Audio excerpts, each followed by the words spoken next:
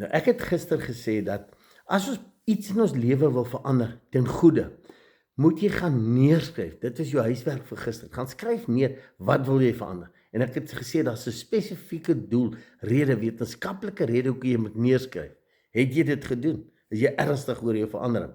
Maar oké, kom ons gaan aan. Nou, om te verander, moet jy weet, alle verandering in jou lewe begin eers in jou denke.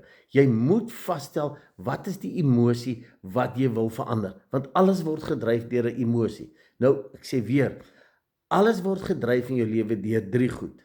Hoe jy dink, hoe jy optree, jou reaksies en hoe jy voel. En ek en jy is in beheer daarvan. So as ons iets wil verander, ons persoonlikheid, ons situasie, dan moet ons daai 3 goed verander. Ons moet anders begin dink. Ons moet anders kies om anders te reageer en op te tree. En ons moet ons emosies, ons gevoelens in ag neem en dit ook verander.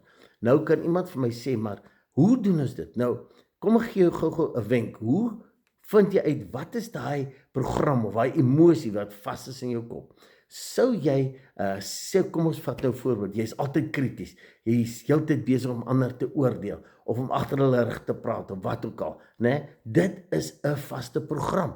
Jy kan dit nie glo nie, maar dit is daar. Nou gaan vra jouself die vraag, hoekom doen ek dit? Nou, hulle het wetenskaplik bewys, jy gaan nie by die 5de hoekom kom nie, dan sien jy wat is eintlik die emosie wat vas lê, né? Vra vir jouself, hoekom is ek altyd so krities? En dan moet jy eerlik met jouself wees antwoord, skryf dit neer.